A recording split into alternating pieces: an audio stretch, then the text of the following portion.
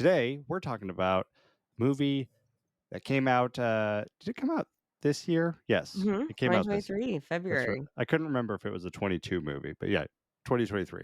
Knock at the Cabin. And we were gonna just talk about this movie. And then, kind of last minute, Renee, you texted me and you had a really great idea. Yeah, I did. I'm sorry. I had texted you at like 11 o'clock. I was like, "Oh, I hate to pivot, but I was like watching this movie last night again because I'd seen it when it first came out and then just rewatching it. It just really hit me that it reminded me of another movie that we both love. And I figured we could probably just talk about it on the fly because we've seen it a billion times.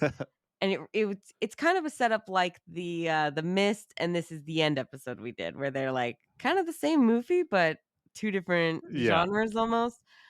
So this is I think our new episode is going to be Knock at the Cabin in the Woods, because Knock at the Cabin and Cabin in the Woods are really, if you think about it, extremely similar, different lenses, different points of view, but very similar plots.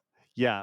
As soon as you texted me that, I was like, these are totally different movies, but actually they are very similar. Yeah, and again, very like different, like there's similar things that happen throughout, and kind of the similar plot setup of both is they could each also be subtitled like How to Stop the Apocalypse, because that's pretty much what they're about, both movies at the base plot line level. Yeah. Obviously, there's a lot of other shit that's going on in both movies and Yeah. the means to get there, but it's basically about a group of characters having to ensure that another group of characters make a decision to save the world. Maybe not willingly, knowingly make the decision, but it's kind of fascinating. It is. And so we're going to talk about Cabin in the Woods first. You mean Knock at the Cabin? I'm already screwing this up. We just confirmed it, but that's okay. All right, we're going to talk about Knock at the Cabin first, and then we're going to we're going to talk about really how these two movies that have ultimately the same plot, how they are very very different in their approach. And we're going to have a good time with that. About to get apocalyptic in here. You know what? That was our last double feature. It was also kind of revolving around the apocalypse, but I in think this is our new theme. We need to find movies about I mean, I think maybe next let's do Armageddon and what's the other one? Fuck, Deep Deep Impact. Impact. Yeah, Deep Impact Armageddon. I'm here for it. Let's do it. All right, let's talk about Knock at the Cabin. Good job. Your family has been chosen to make a horrible decision. If you fail to choose, the world will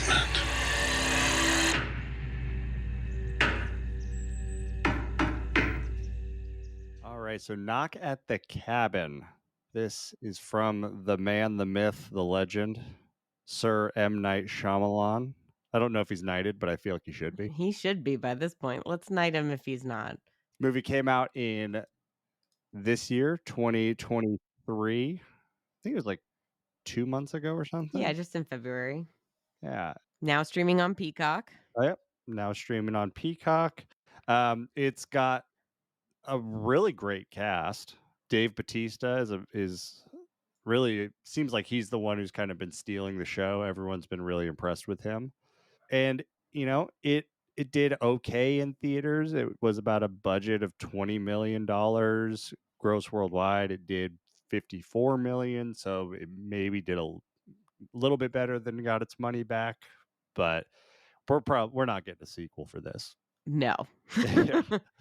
So the basic plot of this movie, according to IMDb, is while vacationing, a girl and her parents are taken hostage by armed strangers. For some reason, I read that as stranglers. I was gonna say, I don't think anyone was strangled in this movie. I could be wrong, but doesn't sound right.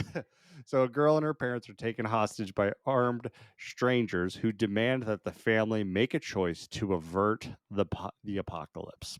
That's about it. Yeah. So we're going to be obviously talking spoilers. I feel like any conversation that involves an M. Night Shyamalan movie has to be about spoilers. So here's your Yeah. warning. Go watch the movie and come back. Yeah. Or if you like spoilers, welcome. Stay a while. Yeah, and if you already have Peacock, then yeah, just watch the movie. It's worth it if you have Peacock. It is. You wanna know what's interesting is I didn't realize this movie was rated R the first time I watched it. Did you know that? I don't think I did. And it's the second R-rated film that M. Night Shyamalan has done since it's the first one that he's done since The Happening, which I was like, The Happening was rated R?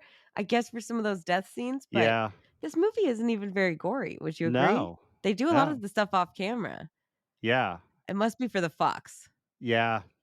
Yeah, there was quite a few fucks in it. Oh, this movie fucks all right. So, all right, so let's just kind of get into this. Mhm. I mean, this movie just it looks like an M. Night Shyamalan movie. It's got It's the gorgeous. style, it's got the flair. Interesting though, I don't know if you know that the cinematographer is not the same one that he's normally worked with, but it's the same guy who does Robert Eggers movies. Oh, Yeah, nice. I love this collab. I'm just yeah. saying, I thought this movie, the filming style, the cameras, it was all shot on like 1990s cameras and lenses to achieve the look and feel of like a 90s thriller, which is like his inspiration kind of for it. I always am curious of why people do that. I know a lot of directors do it, Mhm. like X, Yeah. Ty West did that. And I really, whenever I hear that, I'm like, would I have noticed that if I didn't know that? If you watch okay, I'm gonna give you a homework assignment. Okay. You gotta watch X and then watch right after that, watch the new Texas Chainsaw Massacre, and you will see why they used that old fucking camera to shoot X, because that's the correct, like, vibe if you're doing a Texas Chainsaw kind of movie. Are you talking about the Netflix Texas Chainsaw? Yes. Okay. Or even the 2013 one that's fucking awful and like a sequel to the original again. It's really bad. But either one of those, you just look at those and you go, "Oh, that's why." Is because it looks so much more like grungy or dirty. It fits that vibe, that time that they're trying to like evoke. Just saying. It does Okay. make a difference. It might be imperceptible when you already are watching it, but like Ty West especially really does this for all of his movies, whatever time period they're set in.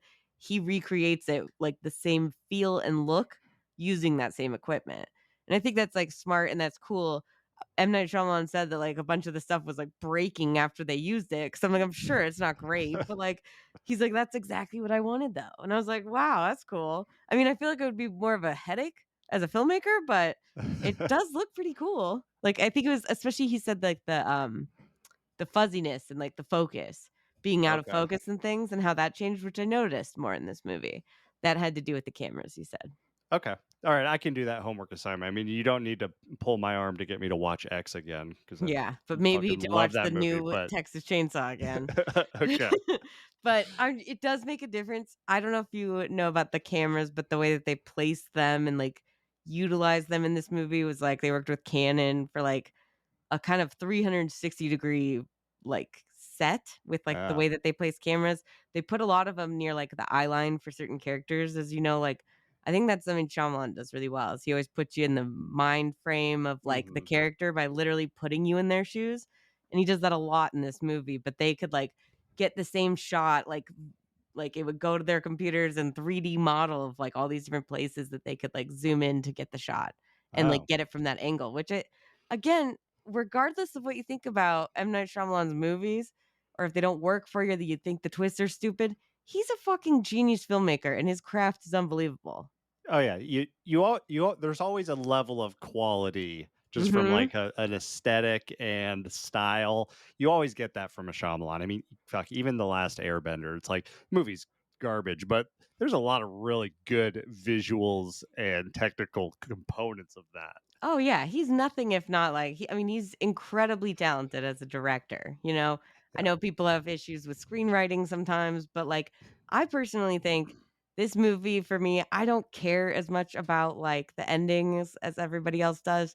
It's not, like, my favorite, but I think that this movie is so gorgeous to look at and really well acted that it makes up for whatever I wouldn't care about for the ending. Yeah, and I want to save some of the ending conversation Yes. for the end of talk when we get to the ending of this because I Yeah, I'm have a not lot of jumping thoughts on in, it. but But one thing you said that I noticed and I really loved when I first started this movie is you mentioned like having the camera at eye line for the different actors. I loved the opening scene when you have the little girl talking to Dave Bautista, and like whenever she is talking to him, it shows you the upward angle of Dave Bautista, and you just see how huge he is So she's compared talking to to like this the little Hulk. girl. And then when Yeah. he talks to her, it looks straight down at her. So she just looks like a little baby. Yeah, and she's also, like, really adorable and a really cute, like, really good actor Yeah, for, like I was happy with her. I thought she was great, and she wasn't annoying or anything like most kids can be. But I agree with you. I think that was cool. I also think I love Dave Bautista in this movie. He's incredible. His performance is out of this world. He deserves to be another, I mean, I think he'll do great things, but he's definitely given me like 100% this is what Dave Bautista would look like as a child molester, right? Like, It's there's like no way this guy would be a teacher at a school. No. yeah. Are you kidding me? Did you get the vibes? Totally. Like, yeah, he's just so weird. And the glasses, especially. The Like, glasses. I think that's what it is. it's like the Dahmer glasses. Mhm. Yeah. You know who he looks like exactly, but just Dave Batista. He's dressed exactly like Milton from Office Space, the Oh my stapler god, guy. yes. Ew, you're right. He totally is, but with, like, hella tats and, like, just I mean, I just don't buy it. He's so fucking creepy. And would an elementary school teacher be allowed to have all those tats? I Yeah. really don't think so. I feel like they should have done the Pete Davidson makeup from Bodies and like covered Yeah, up all of his tattoos because like a little it bit. does just look it just stands out. But man, can you imagine the makeup budget to like cover up his arms compared to Pete Davidson? It would've been closer to fucking, like, Guardians of the Galaxy, Yeah. like, we're covering him in fucking plaster every day. I mean, and I think he's perfect for this role, like, from what it sounds like, the character in the book is meant to be exactly this way. I'm just saying, I hope this is the closest that he ever gets to being to looking and acting like a child molester, because that was all I could think about in this movie, and I'm like, "He's really good, but, like, very unsettling." Did Yeah. not like him and Wen in the beginning. I was like, "I don't like where this is going." I don't know if there's any of that in this book or story, but I was ready for it at that point because I thought this guy's giving off those vibes. Yeah. And a quick little side tangent. I think Dave Bautista has really established himself maybe as like the best actor in the professional wrestlers category. Like Yeah. I think John Cena is still the funniest. Like John Totally. Cena in Trainwreck is just pure gold. Oh, and anything. I love him in Blockers. That's like one of my favorite like comedies just because he's just so good. But yeah, I don't know if I see a Dave Bautista kind of performance in him though. Oh yeah, I agree. Like, I also think, Dave Bautista's Drax is all just fucking hilarious to me too. I think he's just as funny, but Yeah, yeah, I would say John Cena probably I mean, who knows? Maybe he'll surprise who us, knows? but is there any other good actors besides I mean, I guess The Rock, but Well, I does he mean, count? The Rock essentially broke the mold. Like he was the one who paved the way, and now more people are doing it. So you got to give the Rock a little bit respect. I feel like we're all just tired of the Rock because just way too much of the Rock. He needs to take a hiatus for us to miss him a little bit or Did you something. hear about he just announced on Instagram that they're doing a live action remake of Moana with him and the chick who played Moana, and I'm like, "That movie came out like 5 years Yeah. ago. Fuck off." I don't wanna see whatever those creatures that, like, were cute in that movie, they're gonna be horrifying in the live action. Either way, Ugh. give us some space, The Rock, Yeah.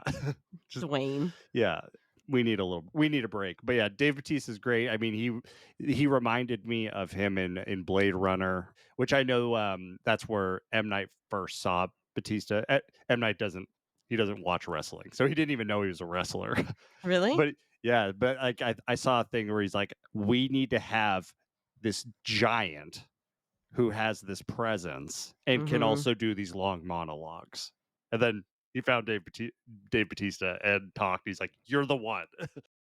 If you fail to choose, or if you fail to follow through with the sacrifice, the world will end. You three will live, rest of humanity, 7 billion plus, will perish. For the 4 characters who, like, are the home invaders in this, I think I love Dave Bautista. I was a little weary about seeing Rupert Grint, AKA Ron Weasley, because I just can't see anything but Ron Weasley with him. Yeah. I haven't watched the M. Night Shyamalan show that he's been on Apple TV, The Servant, Oh, I haven't that watched that. he's on that show, I guess, with him, and then when he was in this, though, I will say, I liked him. I thought this was the first time I've ever not seen Ron Weasley. Maybe it was the American accent, but I was kinda sad he wasn't in it longer. Yeah. I mean, I liked the beard. I've never seen him with a beard before, so that worked. The beard was nice. It was a good touch. The American accent helped, I think. If Yeah. he's British, I'm just like, "Ron, get the fuck out of here." Yeah, I think I would have liked him being in it longer too, because I think of all the people, he was the one that I was maybe the most interested in. Fuck. I'm scared. Keep looking at me, okay? Don't you fucking look away from me. I didn't like the 2 women that they had for the 2, home invaders. I did not like their characters or their performances. I thought they were fine. I liked the two guys, Jonathan Groff, who is Mindhunter, Mindhunters. He's great, love and him. then Ben Aldridge. I can't think of anything else he's in, but I liked them a lot. Yes, the 2 dads, Daddy Eric and Daddy Andrew. Yes. I love Yeah. those guys. I have to admit, like, I thought both of them were really good, and I really enjoyed I thought that, like wait, what was the other guy's name? Not Jonathan Groff, I mean? Ben Aldridge. Ben Aldridge, his character, he was like the voice of reason, I feel like, the Hmm. entire time, and he was very much like your audience POV character, and I felt like anything that you kind of felt like, "Oh, this is stupid," like, he was really addressing and, like, covering all of the, "This could be fake, everything that they're doing and everything that they're saying, they could have set this up, and this could be that," and I was like, "I like this guy. I Yeah. like this guy a lot." We're not choosing anyone. We're not sacrificing anyone. Not now, not ever. Even if it means the death of everyone else in the world. Yes. Even if I believe the world was at stake, which I don't, that's what it means. I don't know, I thought it was really, really good and good tension building. Yeah. But I think just overall, I did want a little bit more from the ending, even though, like, I'm not a big fan of tearing down Shyamalan endings because I don't care about that. But I think we'll get into that later. But that's really my biggest problem with this movie. I think outside of that, I think it's pretty good. Yeah. I think this movie is fine. I think it's good. I think ultimately, like, the reason I didn't love it, like, I don't think I would put this in my top 5 Shyamalan movies, No, but it's got good pieces of it. But I think the reason why I wasn't really that crazy about it was, one, I agree with you, the ending was not super great, but I felt like the whole movie really relied on me having a connection, or like something about the strangers, the home invaders, and them being good people, and me caring about them, and me believing that they are actually trying to do something good.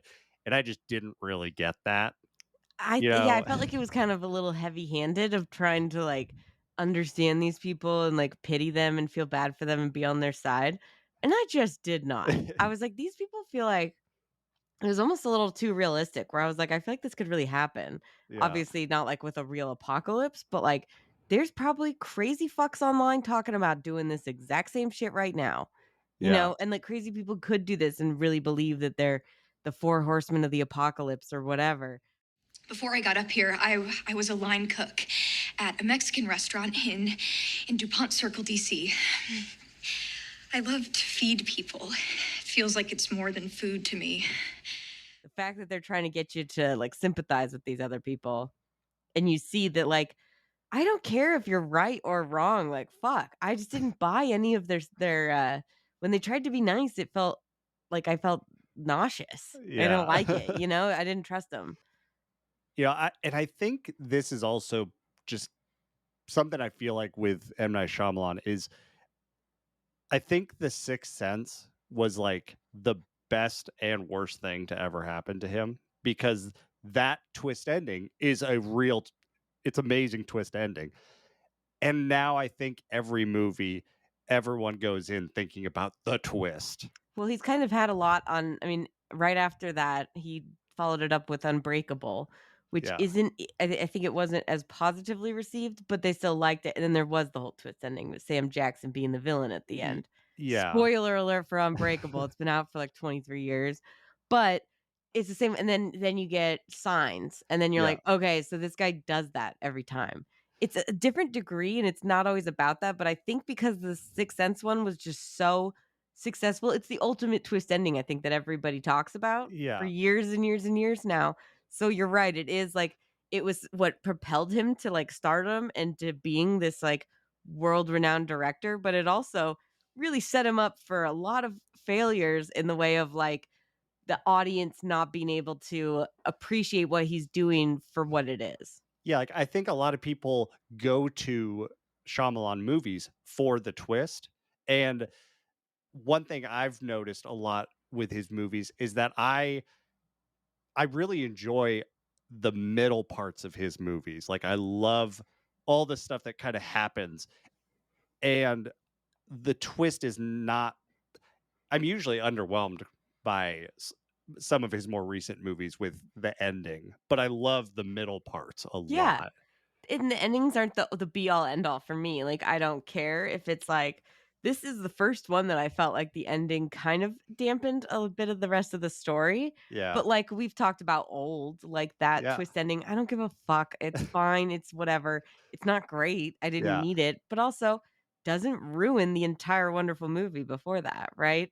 And like the Twilight Zone feel of that movie. Like I enjoy all the bits and pieces leading up to it. I think that's really what it is with him. It's Yeah. not necessarily I mean, Stephen King does the same thing. People always say Biff's the ending, but it's like, sometimes it's about the fucking journey, guys. Yeah. Like I think Shyamalan is really, really great at coming up with these unique scenarios and situations and then just having us stay in them, Mhm. you know, and then the end happens, whatever. Like another really good one that's kind of similar to this is like Split. Like Split is this really crazy, intense, like kidnapping story with a split personality. Like, Yeah. and the ending is I didn't see that ending coming.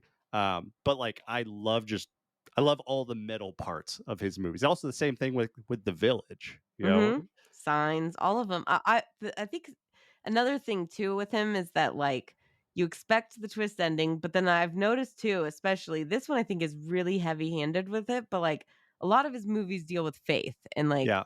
belief and being, like love or being faith in God or whatever higher power kind of a thing will be like the ultimate thing that will save you almost.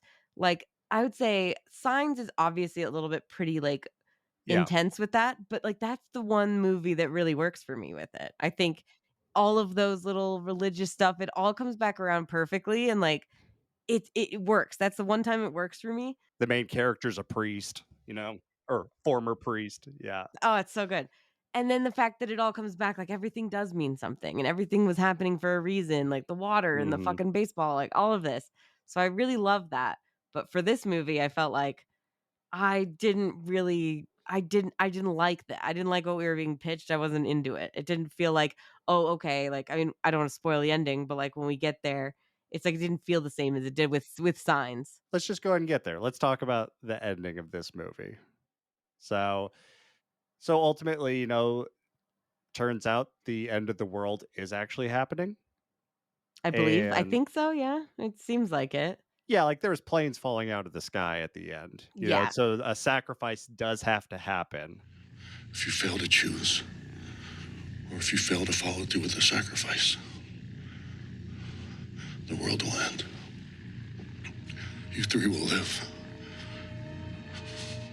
But the rest of humanity, 7 billion plus, will perish. And yeah, like I agree with you. And one of the dads decides to take the bullet because he sees a light and now everything's okay. He And was also then concussed. Whatever.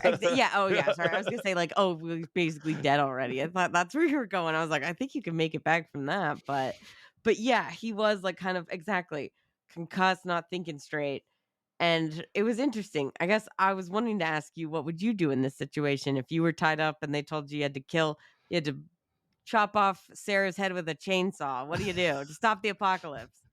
Oh, that's a different ending. It That- escalated that's the quickly. director's cut ending. You have to do it with a chainsaw. I was just thinking of The Office when they're like when Dwight's recording the meeting for Michael, Yeah, and then yeah. Andy's like, "I am now chopping off Phyllis's head with a chainsaw." Uh, But like, what would you do in this situation? Because this basically they're telling you that the world's going to end unless you and one of your family members is killed by the other one as a sacrifice. uh, I mean, I don't know. Come Oh, on, you're on the spot. Make up your mind, bitch. The world's at stake. I would probably kill myself. No, you can't kill yourself. That's the whole Oh, thing. It well, has if one of us has to die, then yeah, I'd probably kill Sarah. You are dumb. The obvious answer is to say, fuck you, we're all dying. I'm not killing one of my family for the rest of the world. Are you kidding? No. That's the thing. In this movie, they kind of take away the choice because like you can see that the world is ending. And I'm not talking about the videos like when they're outside after Dave Bautista slits his own throat, like you see a plane falling Oh, out of the I'm not sky like saying that the apocalypse lightning. isn't happening. Like, Yeah. I know full well it's actually happening, but I'm saying, I want to see the apocalypse. I'm staying here. We're all going down together. This is fucked. But you would live. I don't That's want to live that's through but this. Are you kidding? that's the rules. They said if you don't do it, then all of you will live, but everyone else will die. So you will be left here Perfect. by yourself. Even better. Wonderful. Me and my loved ones will be ruling over the fucking ruins of the earth. I love this. And no, I do not want to live through this situation. This is like what would haunt you for life if you live through this fucking shit. That girl, yeah, right. Like she's gonna have that happy ending with her life and she's gonna be happy and in love one day. No, that chick's gonna be in an insane asylum forever. Are you kidding me? She's been through some fucked up shit. Yeah. Just saying. I would not want to make it through this. I'm not a person that's like, I'm going to sacrifice my love for the rest of the world. Fuck the world. We're all going down together. That is the correct answer. So you're just going with your Renee logic where you're going to kill yourself. No, I'm not going to kill myself. I'm going to let them kill themselves because then that would be fun to be like, oh, that's what it looks like. But then when everyone else is dead, then you just kill yourself. Yeah, we'll see. I'd evaluate the scenarios. What I got for food rations. I'm gonna have to live off the land. We'll see. What am I working Yeah. with? So I think one of the things that I didn't love about the ending is I feel like Shyamalan usually is really good about kind of having a unique spin or kind of a different take on something. And I feel like this question of would you save yourself or save the whole world? I feel like this is not a new idea, and the way that he was presenting it wasn't really that different either. And No. so I Yeah. was a A little little different bummed. from the book, I guess. I haven't read the book, so Me either, but um but yeah, like there was one part of the end that I did like and thought was interesting was after everything happens and the girl and Andrew are left, they go to that diner and they're watching the news and like there's just like this little piece of them now having to live with what just happened and no one else will ever know. Like I that's thought the worst part. I thought That's that part was a little bit interesting. Like, oh, usually we see the end, like the sacrifice is made, and then the movie ends.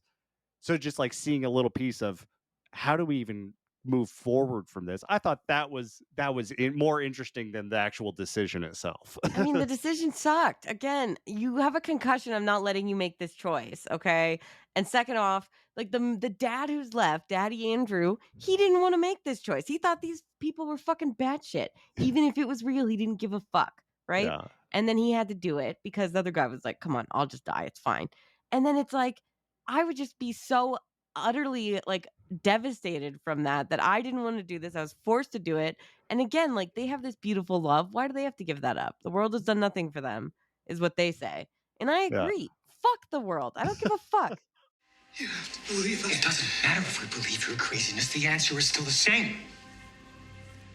Everyone in the world can die as far as we're concerned. Am I right, Eric? I think this is where we get into why this movie kind of reminds me of Cabin in the Woods, because the ending is very similar, and I kind of wish it carried over to this movie, because I think if they had made a similar decision, I would have been a little bit happier. I think that's a good note. Let's switch over and let's talk about Cabin in the Woods in this movie. But all in all, if you have Peacock, it's worth a watch. It's not a terrible movie. It's got a lot of really great technical pieces Good to look performances. for, good performances. All right, let's take a little break and switch over to Cabin in the Woods. It's so strange. I'm actually rooting for this girl. She's got so much heart. You think of all the pain and the tequila is my lady! My lady! Come on in, guys. Come on in. Come on in. You're welcome. Tequila! From darkness, there is light! All right, Cabin in the Woods. This is a 2011 masterpiece. God, I love this movie Pure masterpiece. so much. This movie is one of my favorite movies to talk about with people that have never seen it and get them to watch it, because I do not tell them anything about this movie. And it's one of those movies that, like, I feel like everyone has seen it. It's not actually true. There's a lot of people that have not seen this movie. Yeah, and I think I know we're tying this all into Knock at the Cabin, M. Night Shyamalan, but this movie kind of does with the not alone, like, let alone the plot, but like the whole expectations of the movie and how it was marketed is very similar to all of M. Night Shyamalan's movies. And we've mentioned how there's so much issue with like people expecting a twist ending and trying to figure out all the little details that they just get caught up in that and they ruin the movie for themselves, right? With the Shyamalan film. Or it's marketed as like The Village was marketed as like a pure horror movie. And it's really not. It's not Yeah. at all. So the fact that like people's expectations get fucked up from the marketing and then go in and then they hate it is interesting, because Cabin in the Woods was like, we're fucking with you on purpose. Like they marketed this movie like the Evil Dead remake, just like pure straight horror movie. That's when I watched it. I didn't see this in theaters, but when I watched this movie, I thought it was a horror movie. My sister went and saw this in theaters and hated it because she thought her and her friends were like, we're going to see that new horror movie, and they were like wanting to be like a serious horror movie, get the shit scared out of them. And this movie obviously has some good scares, but it is a comedy through and through. Oh yeah. And they just did not expect that, so it did fuck with their expectations. However, I find most other people were pleasantly surprised. Yeah, I definitely thought this was a horror movie. Like, if anything, the trailers, I'm like, this looks like almost an offensive ripoff of Evil Dead. That's like, what I was saying. Like, yeah, it this literally looks like plagiarism. like the Cabin in the Woods. I was like, that's gotta be. I mean, Jesus. It's just, yeah, it even looks like the fucking cabin from Evil Dead. It's weird. So I thought it was like, yeah, oh, this is gonna be stupid. But then it's like, then I heard that it was actually like a comedy horror, and then I was into it. So I knew that going in, but I think it's interesting the way that expectations really fuck with you on these things. The marketing for this reminded me a lot of Malignant. Mm-hmm. Yeah, we're Totally. Like, horror craziness. But it's like, oh, it's definitely something else. This movie is one of my favorite movies, like one of my favorite comedies, one of my favorite rewatches. It's a top 5 parody. Like, it's so good. The cast is amazing. Chris Hemsworth before he played Thor, and it's like it's just a funny little time capsule almost that way, but it's great. It has everything that we need, plus all of the stuff with the actual like facility and the company. I love that whole shit. Oh yeah. I watched this with Sarah, and she had not seen it before. She had never heard of it. And Wow. so I didn't tell her a thing. And the whole movie, I just kept looking at her to see her face. And like when they start doing the reveals, she's just like, what? That means that congratulations go to maintenance, who share the pot with Ronald the intern. I mean, it's a genius idea for a movie. Really, Yeah. it is. And it's a great thing because it is a parody of all horror movies Yeah. and all the different types. And I love that, like, they have the American ritual, they have the ritual in all the other countries, which I looked it up and they're like parodying like other horror They movies had like from those the areas. Japan ritual. They have like the ring kind of a thing. And Yeah. then they have the other ones was in Buenos Aires, it's King Kong. They have like a dead monkey shown out there. And then Stockholm is supposed to be The Thing, like John Oh, Carpenter's The yeah. Thing. And then in Madrid, it's supposed to be Dracula. And I was just like, that is fucking genius. I love that little thing. There's little details in this movie that are insane that like you could fucking find after years of rewatches. Cause like going through the trivia alone, there's a million of those little things. Yeah. And that's, you can just tell these guys, they're making fun of horror movies, but they fucking love them. So just in case anyone has not seen the movie, and part of the reason why we think this connects well with Knock at the Cabin is, so the whole point of Cabin in the Woods is these young college kids go out to a cabin and they're just going to get drunk and, you know, screw and do all that stuff that they do in horror movies. And then things start happening that you're like, wow, that's what happens in every horror movie I've ever seen. All the tropes. And then the big reveal is that the entire thing is staged by an organization that's pushing buttons to essentially make these horror movie tropes happen. And the reason that it has to happen is because people have to die in certain ways to satisfy these ancient gods that will destroy the world if they don't happen this way.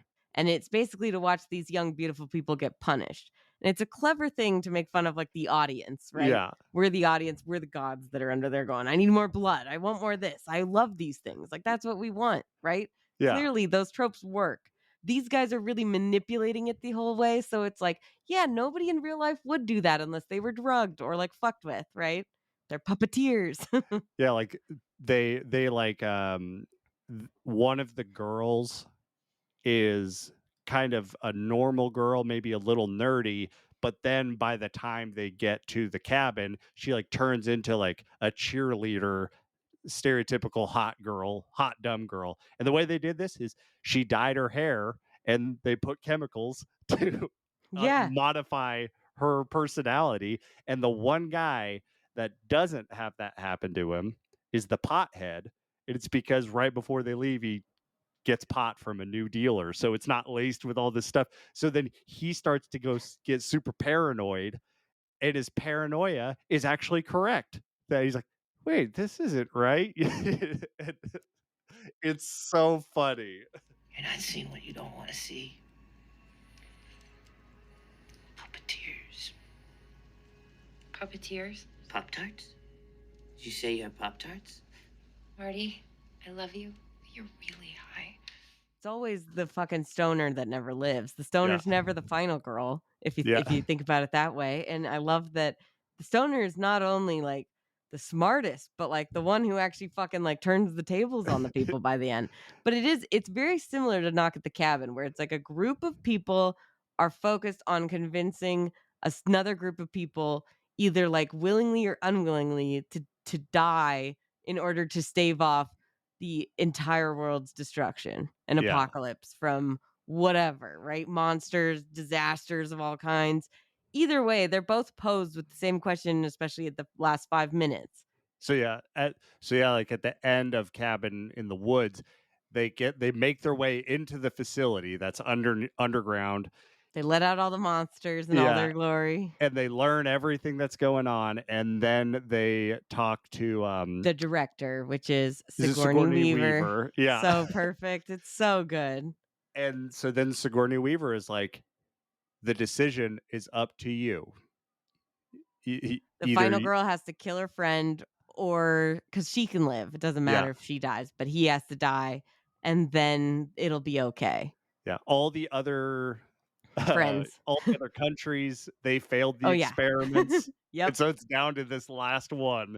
And so they have to make the choice to kill their friend or to kill the entire world. If you live to see it, the world will end. Maybe that's the way it should be. if you gotta kill all my friends to survive. Maybe it's time for a change.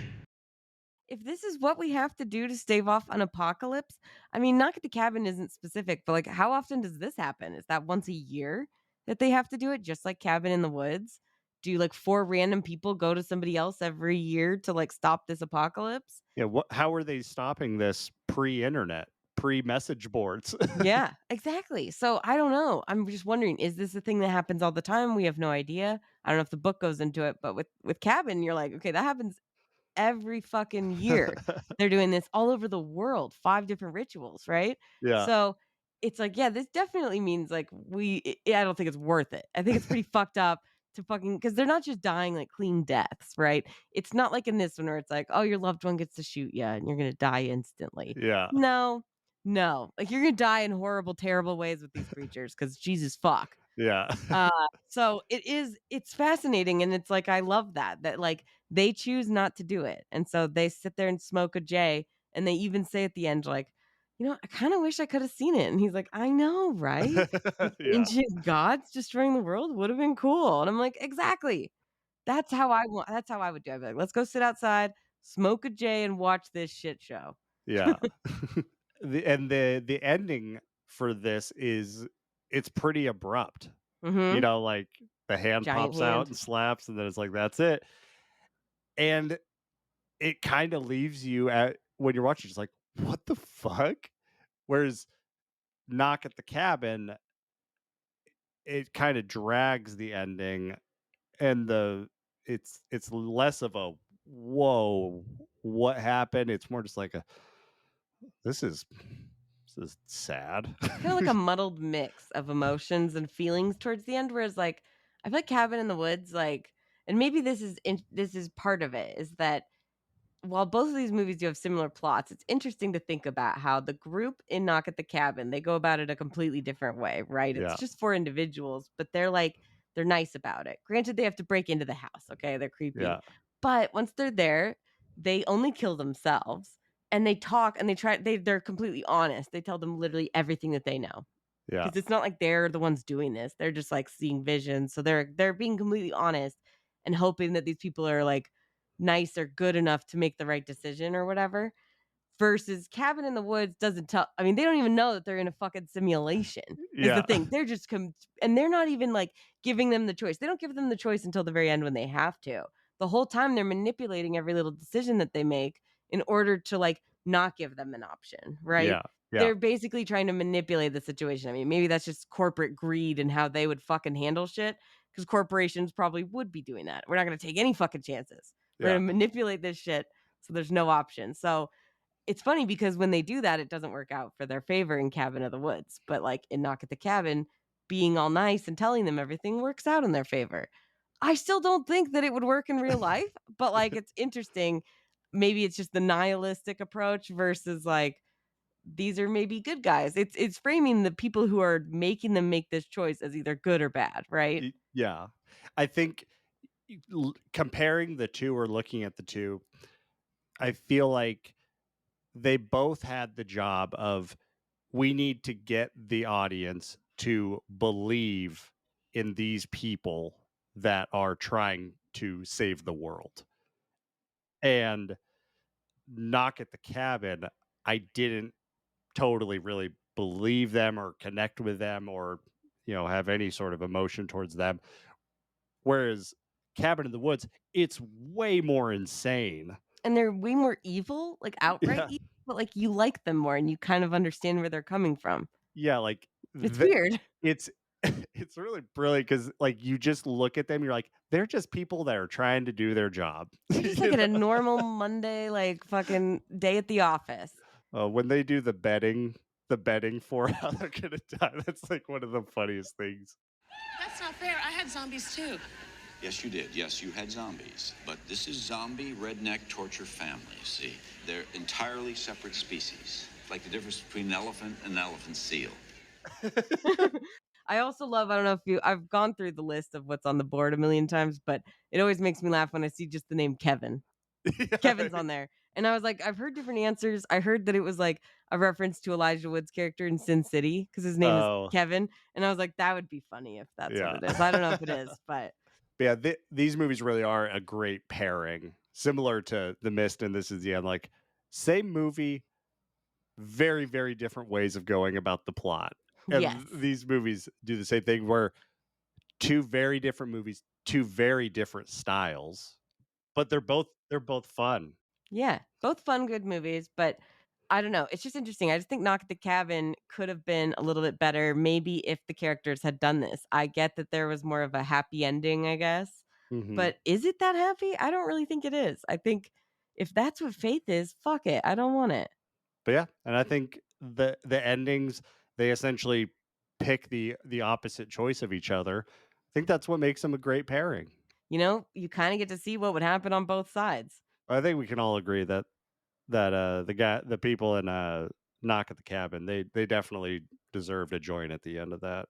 I think that's what we're saying, is that they should have been smoking a jade and joining the end of the world as well. Don't forget to like and subscribe. We out here.